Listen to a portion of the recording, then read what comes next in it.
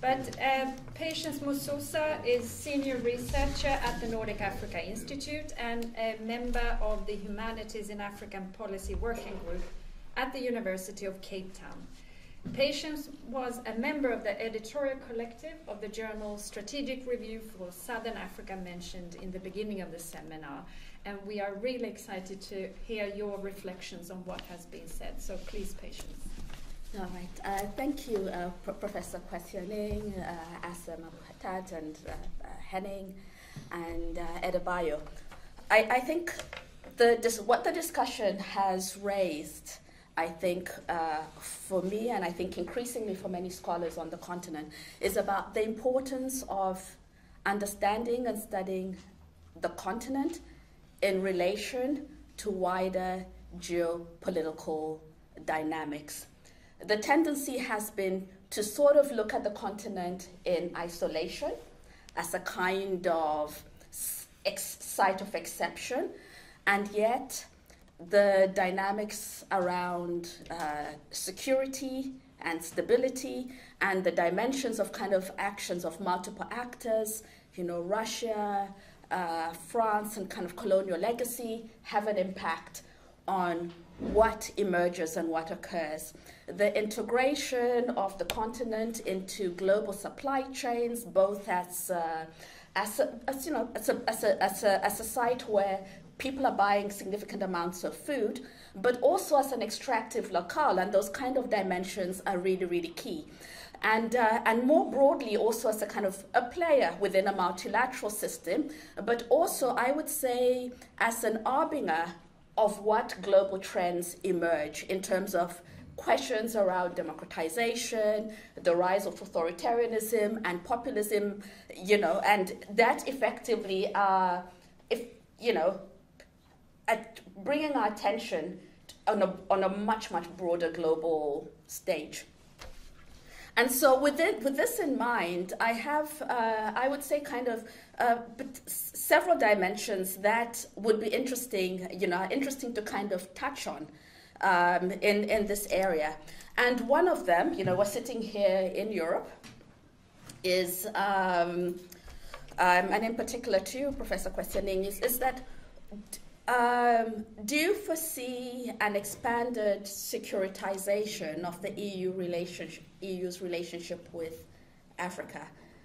And what are the likely implications of this and potential risks? I think is, that would be of interest. And connected to that, because this has been a discussion in US foreign policy circles, about that, its engagement with the continent is likely to kind of focus on containing Russia's influence in the continent. And some critics argue that such an approach overstates its influence, given particularly that as an economic actor, I mean, it's contributes roughly less than even 1% to foreign direct investment.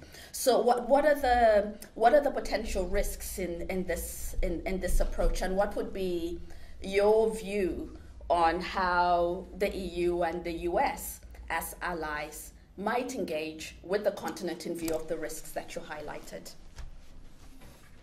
Okay, thank you very much. I think the EU has lost the plot. The EU lost the plot long ago when it shifted the African Peace Facility to the European Peace Facility. In February this year, the EU and the African Union signed what it called a new partnership. 2 weeks after signing that new partnership, the war broke out. The EU then quietly pushed Africa to the sidelines, and in the new European Peace Facility, in which close to 700 million euros had been dedicated, within 3 months or so, almost all that money had been sent to Ukraine. Denmark had sent a warship to the Gulf of Guinea to try and help us to fight piracy. When the war broke out, without consultation with West African governments, the ship was moved, quote, because it was needed to help the fight in Ukraine. What these two actions mean is that African states don't matter. And when Bayo talks about these concerns, this is the reality. When we tie that in with Mr. Borrell's metaphor about gardens and jungles, and the way that Europe must gatekeep to ensure that its civilization is not threatened nor destroyed by the jungle, it reinforces this perception that this is a relationship of unequal allies. But if Borrell's original statement was problematic, his arrogance rebuttal of the shock of people even made it worse. That, oh, you guys don't understand metaphors. So, if you know who I am, that is not what I mean. Who are you? Because you've stated it, it was written, you read a speech close to 25 minutes, and consistently misapplied this metaphor. When you securitize particular types of issues, and EU has securitized quite a lot of it, migrants come in here, and when Bayo talks about the deliberate refusal to allow Africans into other parts of Europe, it was because the border guards in their minds had been trained to see these hordes as dangerous. So the relationship between Africa and Europe has been securitized for a long time, in which the European Peace Facility and the way that the monies have been disbursed actually reinforces this dynamic that Europe and Africa, or through the AU, can only have a good relationship only through a securitization lens, which is dangerous. The implications, therefore, and here I want to come back to the double standards, are that one, when you securitize ordinary aspects of a relationship that have been built over 60 years, then you create avenues for others to enter. And Mr. Putin has been very smart. We may not like his politics. We may not like his former chef, who is now the head of the Wagner, the way he cooks. But Mr. Putin understands the emotional and geostrategic needs of the continent. So we now know that the war has come. We are seizing Russian assets. But in Guinea, that produces a lot of the iron ore in this world. Turkey, Singapore, Malaysia, China, Russia are all in there. And who binds them together? The former president of France. Okay? Double standards. So we see in Guinea that democracy has not been securitized to the same scale as Mali and Burkina Faso. Okay, because Guinea is a key player. Two quick points about this securitization implications. In 2019, when Russia signed a new agreement with Guinea, because Oleg Deripaska, through Rusal, owns the largest concession in Guinea. So these issues that we are talking about are not just bilateral issues. They have much wider, greater implications. The military agreement had this phrase, that it seeks to, quote, revive the fruitful cooperation in the military sphere as it was back in the Soviet times. So grand long-term vision and not, as Mr. Borrell says, the jungle coming. Now the garden is coming to the jungle because there are things to be obtained. And people understand that within those jungle circumstances are resources that people want. Finally, when the Burkina Faso coup took place, the head of Wagner had this to say within hours of the coup taking place, and that coup was planned by Wagner. And I'm going to say something else that has made me a persona non grata on most of the continent. There are a lot of countries that are on the verge because we are misreading the signs. This is what the Wagner Group said, that Burkina Faso is a gateway to a more assertive Russian policy towards the Sahel. So this one, normally I'll use it for consultancy, but I'm sharing it free. That's a thank you. Niger is going to go. Chad will go. It's gone already.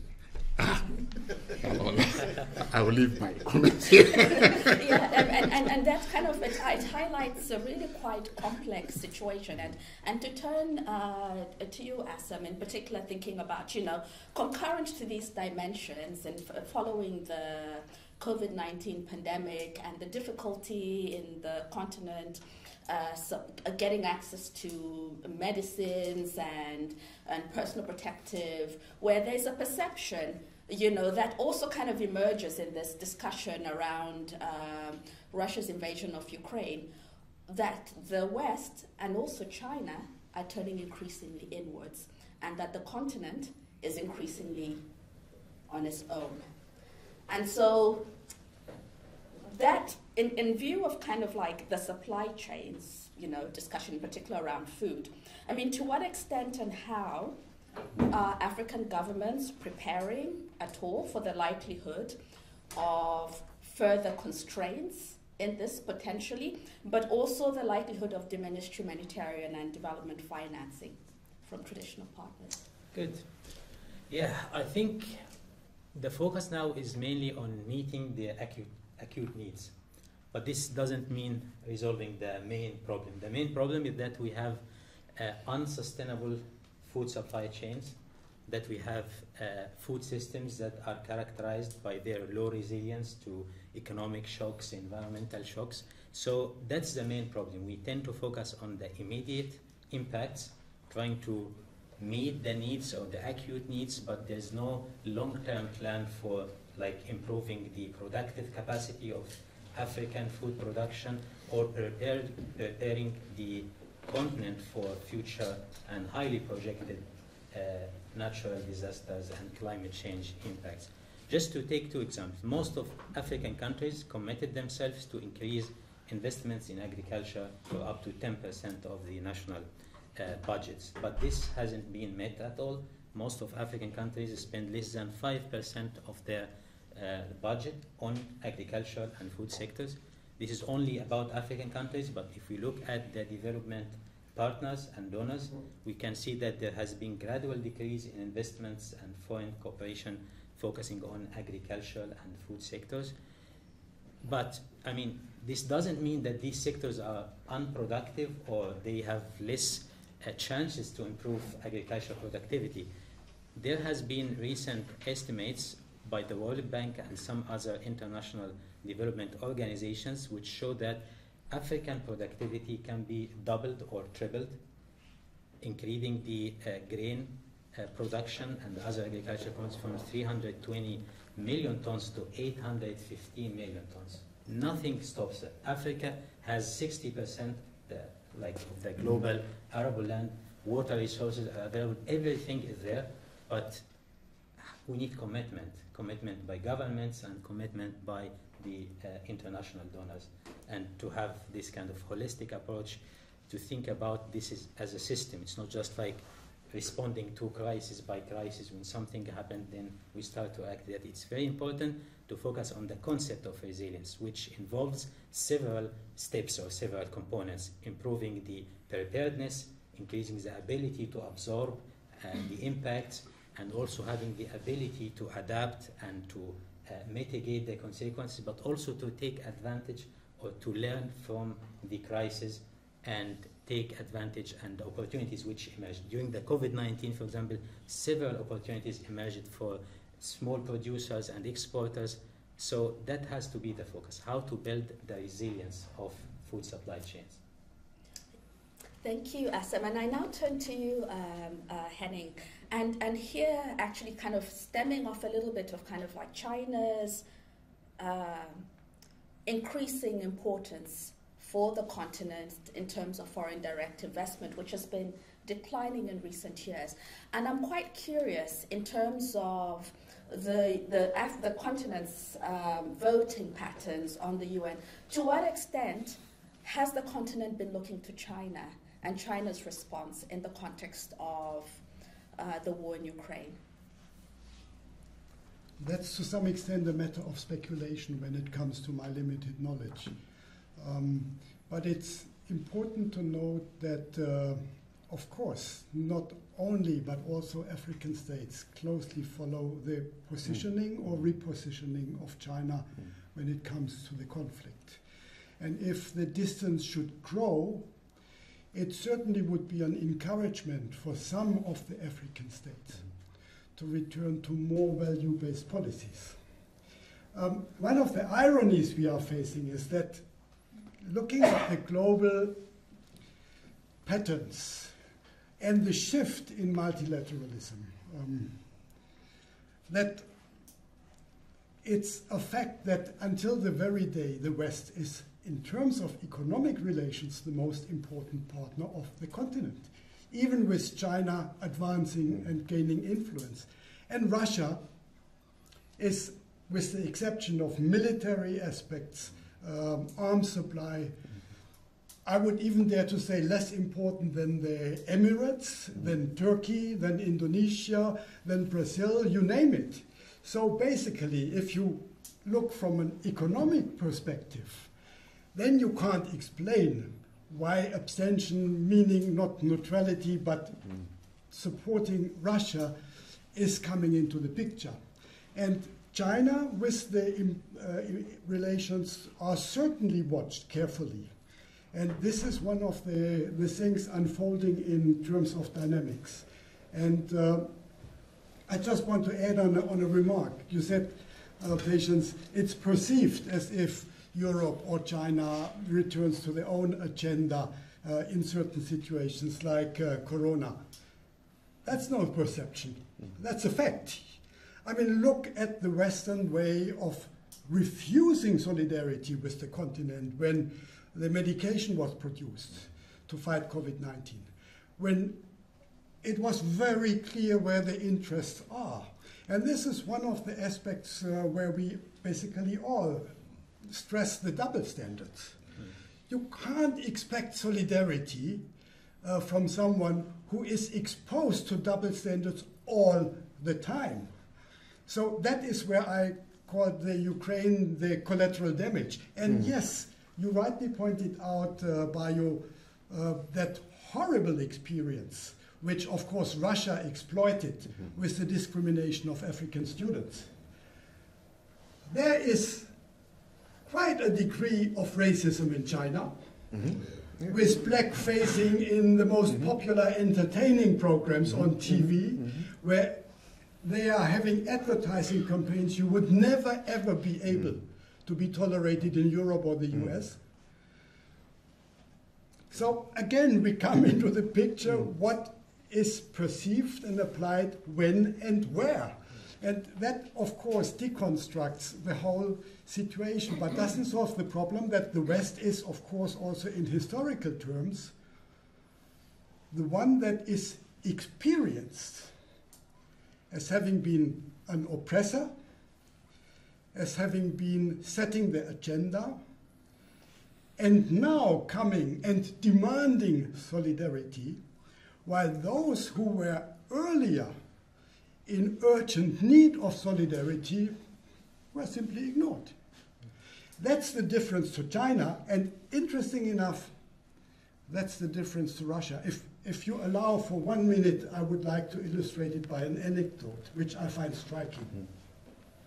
Coming back to my home country. Namibia is a product of United Nations as a midwife, based on the values of the UN Charter. So you would assume, especially when the Constitution has in the preamble the sovereign principle of self-determination and territorial integrity, that Namibia would support the UN resolutions.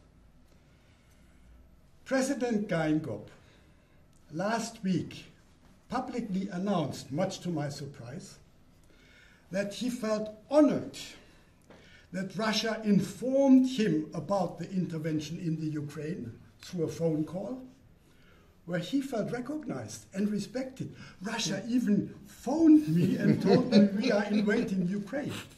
And Russia has now offered to deliver oil, petrol, and diesel to Namibia. And Geingob added, that's why we abstained in support of Russia. That tells the story. And it brings, and thanks Henning for that point, because it brings to a dimension that I think is interesting to explore, that you touched on, Adebayo, which is the kind of the soft power component to democratization, to the push towards democratization, so as we see that, the kind of mobility and exchange of ideas and experiences between the continent's emergent authoritarian dynamics, but also globally, seems to be quite limited. And in view of the invasion of Ukraine, it kind of raises the question as to why there has been a limited interrogation of this dynamic, because on the continent for quite a while, people have been saying democracy doesn't put food on the table, and they've been calling for redistribution and the like. And this might emerge in a kind of dynamic of kind of strong big power politics, and people bringing a sense of order. But and so there's a kind of struggle that is placed between authoritarianism and democracy, but it seems to be very little interrogation of the distributive mechanisms, and that might kind of facilitate to diminish this trend. Why do you think that's the case, and how might it inform the continent's response to the war in Ukraine? It's not an easy question. Because also part of the... You can also handle difficult questions. Because I think part of the challenge for Africa, which in the 1990s, actually many of us optimistically characterized as a potential growth pole of democracy on a global scale, helping to renew democracy globally. We find ourselves dealing with a crisis of consolidation and advancement at the same time as there is a search for meaning and relevance in the advanced democracies. And my own conceptual understanding of this is probably a simple and even simplistic one. It's basically that over the last 30 years, as Africa entered the third wave of global democratization, we also found a consolidation of a logic by which it was assumed that having understood what it is that makes economies grow and what makes economies stable, what is left for policy and politics is to discipline other processes to that correct macroeconomic framework. Austerity, essentially. And I think you see it in terms of the crisis of social democracy, which crept on us, right? Even in the heartland of global social democracy. You saw it with Thatcher in the UK, with Reaganomics in the US, and it has not looked back since then. So on a global scale, we are all confronted with a certain choicelessness. It really doesn't matter who you vote into power, actually, at the end of the day. Plus ça change, plus c'est la même chose. You celebrate Tony Blair and say, yes, finally, you are happy, it's Macron, finally, something is going to move. And then the yellow vests, 1 year after, take to the streets and say, no, come on, this is not happening. So I think you know, that global situation has also been disempowering for democratic forces in our part of the world, in a way in which even some of the governments that may not have a long-term commitment to democratic politics are able to find an umbrella under which to hide themselves and say, yeah, but after all, okay, look at what is happening also. It's not just us alone, right? In Ghana, poster boy of African democratization, Ghanaians are saying to President Nana Akufo-Addo, excuse me, our problems of electricity supply, our problems of corruption, our problems of nepotism started before COVID and the war in Ukraine. So your business of always saying that, look, we are doing our best. If it was not for that war, we would not be where we are today. So it gives that umbrella for them to try to hide themselves. And I feel that perhaps, as I said, the time is now, more than ever before, for democratic forces to rediscover solidarity without boundaries and to have conversations again in ways in which we have not had in a proper, meaningful way for some 3 decades on account of multiple fragmentations. That basically, you know, you contain yourself within a certain boundary and relate to the rest on the basis of perceptions. So say that we have a common problem, and maybe the specter of a nuclear disaster might compel all of us to step back and say, look, we need to save humanity, the climate, representation, participation, inclusion, justice, fairness, equity, and in that way maybe reinvent the world, both globally and in our local communities. Yeah, thank you, all of you. I think I'll call on Therese to, because there'll be more discussions from the audience, but that was to generate. Thank you. Please stay, and thank you. Okay, I'm not letting you go yet, because now we're opening up for questions and reflections. I'm sure that there are many issues that you would like to draw upon, and I can come back to some of mine. But do I have any reflections from the room? And I think we will have a mic going around. Yes. I see one hand at the back. Please introduce yourself briefly, and we have 2 comments. Peace Musimenta is my name. I am really happy to have attended this presentation, which is mind-opening, but sometimes our minds open when we listen and they close when we leave. But one key aspect that is coming out nicely is the question of gender. It seems the conversation is around showing powerful men. Where are the women? Where are the voices? Is there a way we can tag in and see how would it have been different if, for example, Putin was a female president? Where are these conversations? Where are the women at the UN, for example? Where are we? So it kept on tickling my mind on whether we should have a different conversation around gender equality, women's empowerment, and inclusiveness. And lastly, the conversation on food security. We have an issue that is coming up of adulteration of chemicals, pesticides, and I don't know what that has an implication for that, especially for Africa. Thank you. Thank you so much. I will collect a series of questions, and now I think ready. please.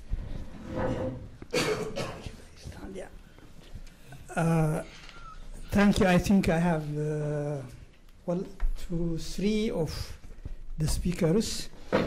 I will start with Kwesi.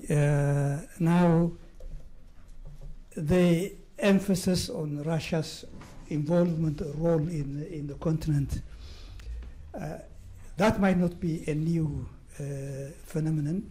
We can go back to the Cold War, but there is a huge emphasis on that. What difference do you see what Russia is doing with what the other powers, whether it is the United States, France, and the UK or China are doing? Is there any an essential difference in that aspect? To Assam, that food security, do you see all African countries are equally affected by the food security?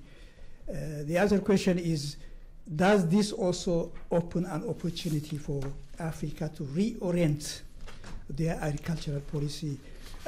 To give an example, Ethiopia, even though it didn't start with the war in Ukraine, actually it started when the Northern War broke out. And this year, Ethiopia has been reorienting its agricultural policies, and I think, if I'm not mistaken, they will be able to produce 135 million ton, which the national consumption is about 85 million ton. So they will be able to export around some 50 or 40 million ton.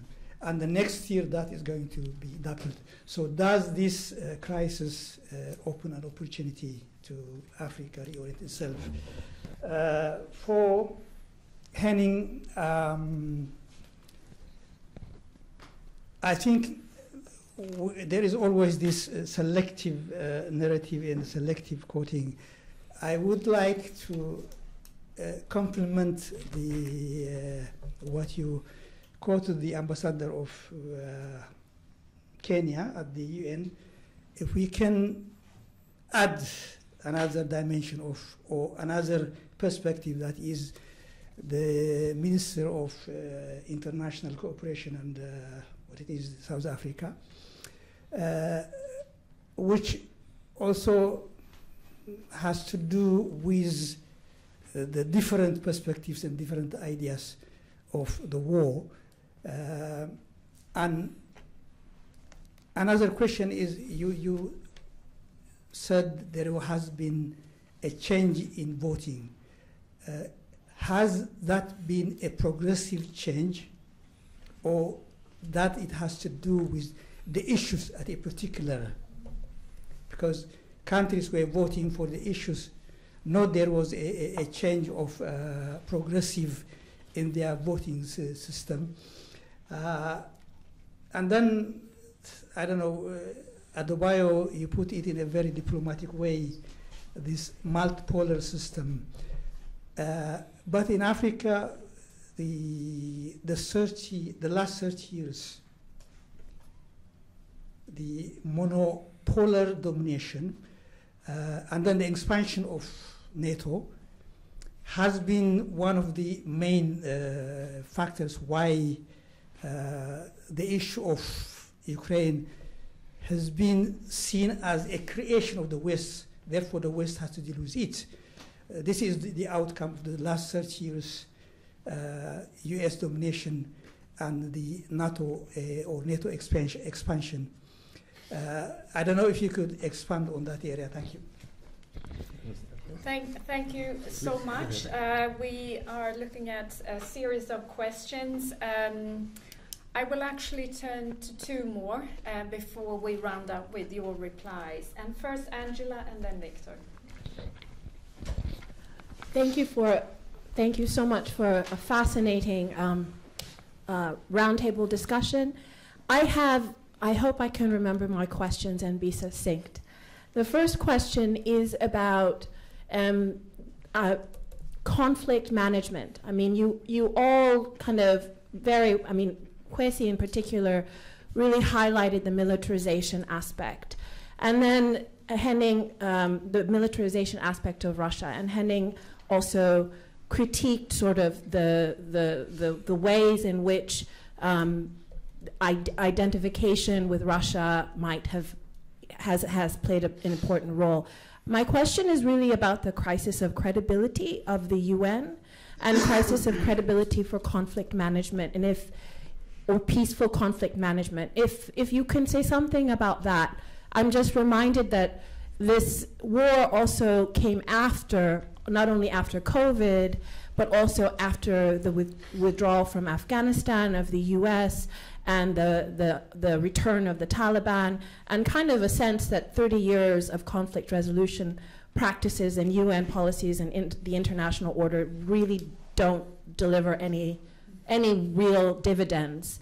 So that's one question. And then the second is about regime type. And I'm very grateful, Bayo, for your trying to sort of be systematic and thinking about this. But one question then is your regime type might, if I've understood it, your sort of loose typology about hybrid democratization and the particular regimes and how they've sided with or against Russia. Sort of. What about South Africa? Because, I mean, what does that say about the South African governance system and democratization? I mean, I think we all have very terrible views and mixed views about that. But what does it really mean? I'm also reminded that none of you mentioned BRICS and, the new development bank, I think, that BRICS has, which is quite a large bank with a large capitalization, and South Africa has an enormous, I think, 25 billion invested or interest in that bank. There are real economic reasons, and particularly for political parties like the ANC, which might have some benefits from being a bit more nuanced in the way in which it responds to the crisis. And I think I should stop there. Thank you. Brilliant question. Thank you, Angela. And Victor, please. Thank you. Victor Adetula is my name. I'm one of the associates of the Institute.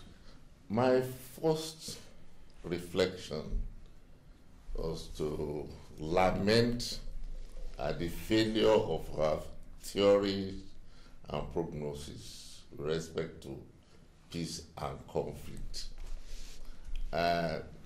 Between Oslo and Uppsala University data, it had been predicted that the world will experience peace for the next 50 years. And if there's going to be any trouble at all, it will be associated with Africa, where all the indicators of development are down. Suddenly, we have this European war that has thrown everybody to confusion, if you allow me. And I keep wondering initially that, why should Africa bother itself with European war? But I think colleagues will say, this is a fast globalizing world. And that connects to my again, reflection on the food chain. And I got excited with the application of the systems analysis, the food system, the non-food system. In my own research, local conflict in Africa, of course, conflict would always affect food production and food security or insecurity. But which one is actually driving the food crisis? Is it the war in Ukraine or the internal conflicts in Africa? It's very easy to talk about the rising food prices, including bread. I live in central Nigeria, and some of the local I relate with there, they don't even eat bread again. So how is this food, how is this war affecting food production at the local level and their own kind of food system?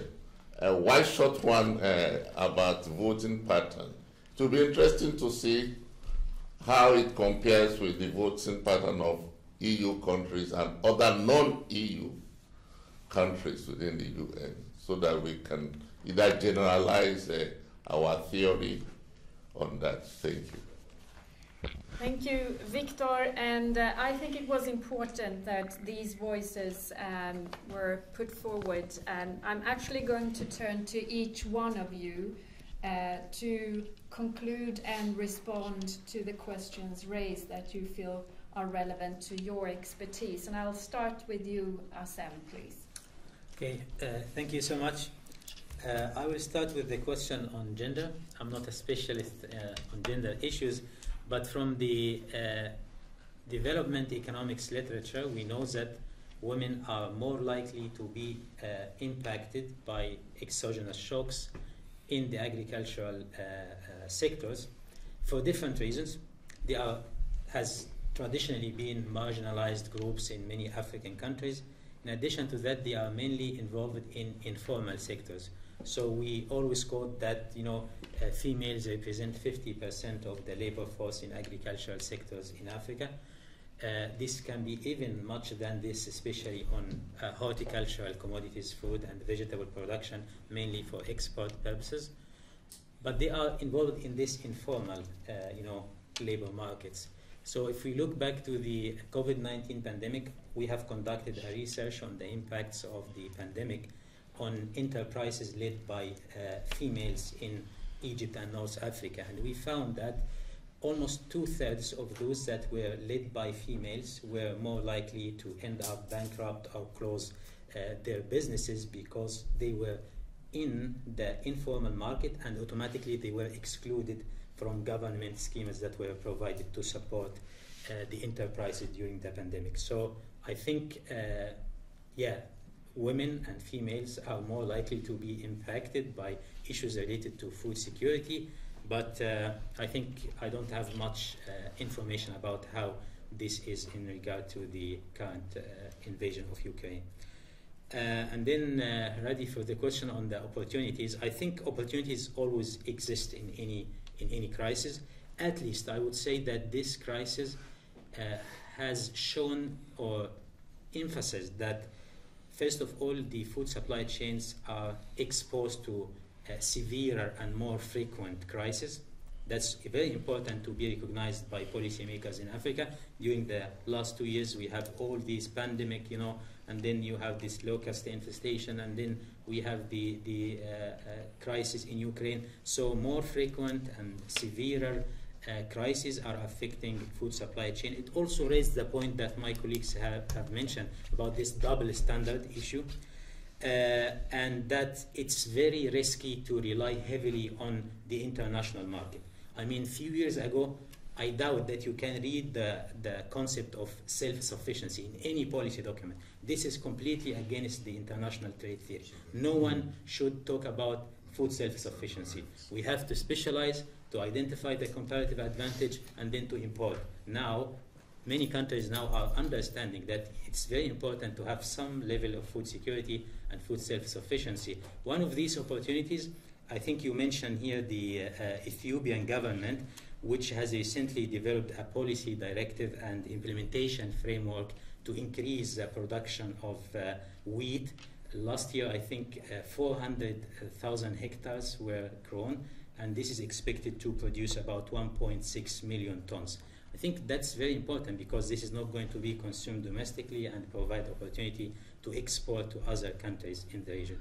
So together, these things, I think, provide very important opportunities to build up on them. We have the Africa Continental Free Trade Agreement. That can be a very important platform to encourage more bilateral and multilateral trade relations between the African countries. Should I say something more? Yes, please, but I'm afraid I need to turn to that. I'm so sorry about that, Assem.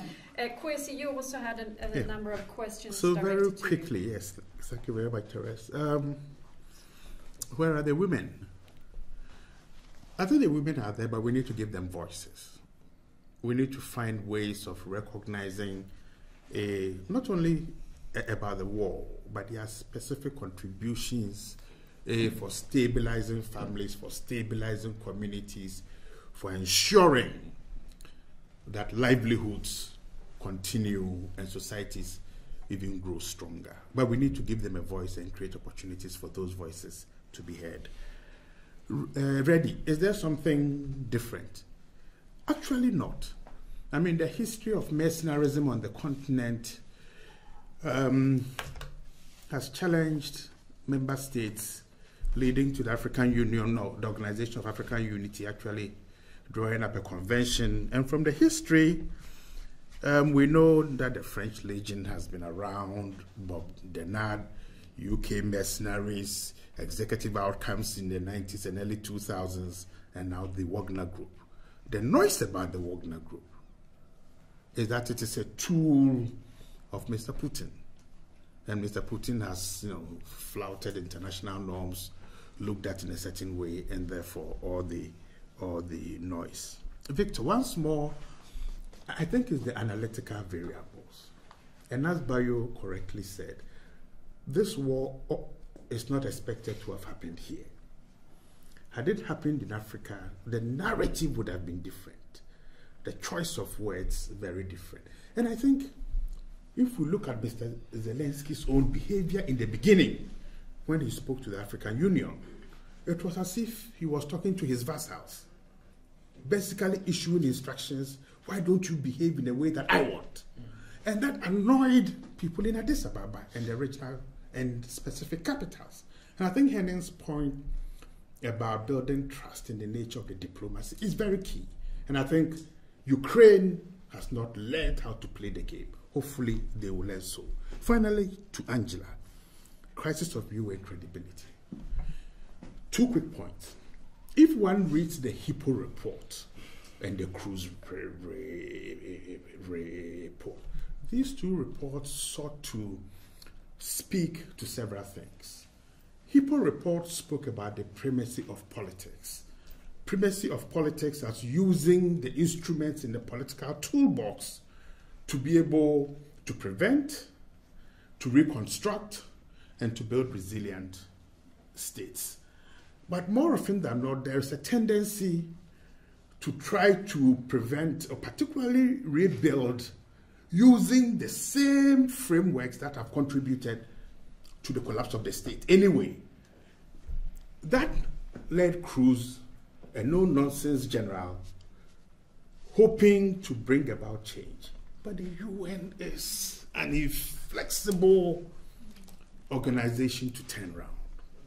So what we are seeing is a division of labor, of troop and police contributing countries, particularly from the global south, providing the blood, and those in the global north providing the money and then the leadership.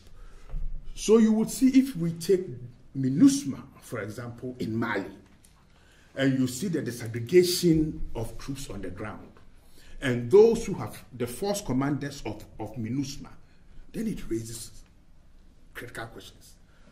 That when we supply thousands of troops, why should it be led by someone who does not necessarily have the critical, field experience? And part of the loss of the credibility is also, as Bayo said, they need to look at the geopolitics of the Security Council itself. How are mandates driven? How is the power structure? So that loss of credibility will continue for some time, I'm afraid. Thank you, Kwesi. And Henning, what are your... A few snippets. Yeah. First of all, relating to what Kwesi said, that war and conflict did not end with decolonization in Africa. We are in Uppsala. It's the place where Dag Hammarskjöld was raised. as the second Secretary General of the United Nations, and the only one so far, and hopefully the only one remaining, who was killed in the execution of the office, while he was trying to find a solution to the secession of Katanga from the Congo. In the presence of mercenaries, of Western diplomats, you name it. The circumstances of the plane crash are re-investigated while we are speaking. So that's a reminder that, of course, the continent throughout history was a matter of conflict. Secondly, war happened to be and will remain to be a matter of men. Look at the four of us here. Giving voice to women as facilitators, like Therese and Patience, is the constructive role. I don't want to see women joining the war. They have the potential, based on their own experiences in asymmetric power relations, to look for compromises and solutions. And I think it's in the interest of men and women to give them more prominence and influence in those processes, how you bring an end to such conflicts. The question if there was issue-related voting, I'm tempted to say to some extent yes, because the third of those General Assembly resolutions I referred to was on the refusal to recognize the annexation of the occupied territories. And this got the biggest support so far from African member states with no vote against. And I think that might be a certain contradiction, because while the condemnation of the invasion was less, I think there is a higher threshold from an African perspective that you refuse annexation. That might explain why there were more member states from Africa willing to support that. And the final word, Bayo pointed, like all of us, to the need to bring back a concept of solidarity. And it reminded me of a slogan of the South African trade unions in the fight against apartheid, which said, "An injury to one is an injury to all." If the communities of states and their governments would share that commitment, it would be the most important ingredient to building trust and reduce double standards. Thank you, Henning. And on that note, let me turn to you, Adebayo. Thank you very much. That principle of injury to one being injury to all is at the heart of the United Nations. The whole principle of collective security, as negotiated in Dumbarton Oaks, to prevent future wars of the kind that had been seen in the First and Second World Wars. And yet I think the tragedy of the UN is that following those high ideals, the world quickly dissolved into a Cold War. And therefore an inability even to agree when there is an injury at all, let alone a common interpretation of that injury. And you've invoked the name of Dakar Marshall. I actually miss diplomacy in this situation, terribly so. That you'd wish that you could reinvent Dakar Marshall, you could reinvent Kwesi Aning, and bring them into this mix, especially in a context in which the violators of the very principles of the UN and of the safety of humanity are those who should be the leading guarantors of that system. And I think the UN has not been able to find a way to deal with the fact that its permanent members are amongst its biggest sinners in world affairs. So it seems to me that there's really a case for all of us to be making much more strongly to reimagine the UN system at this point in time. And it may not, sound as something worth putting high up on the radar whilst war is still raging. But I don't see how a post-Ukraine war world, post-COVID world, will continue business as usual without really all of us sitting back and rethinking the system. And I think it speaks to your question already about the attempt to assert the hegemony of one power in the post-Cold War world following the collapse of the Soviet Union. I think I would put it at best as being an attempt to assert, because many other things were happening anyway, including a reshuffling of the balance of economic power on a global scale, which in a sense has also fueled a new arms race in the international system. We see China arming itself frenetically, as if in anticipation of some war that will come at some point in time. We see Russia, when it was lying low and we thought maybe it had become a sleepy giant, was actually very busy also investing in new technologies, the hypersonic missiles and the like, which it has been testing. It has tried it out in Syria, flying across continents, and tried it at the beginning of the war in Ukraine towards the border of Poland. And therefore, I think really what again all of this points to is the essential importance of diplomacy that will lead to a renegotiation of the terms of global order in a way that will be inclusive. Thank you. Thank you so much. This has been a rich conversation, so many perspectives. The conversation will continue for sure. And I can just encourage everyone to visit our webpage. We have a very recent article on the war in Ukraine, some reflections, we have policy notes, but we will be back. And thank you so much to all the panelists and the discussants.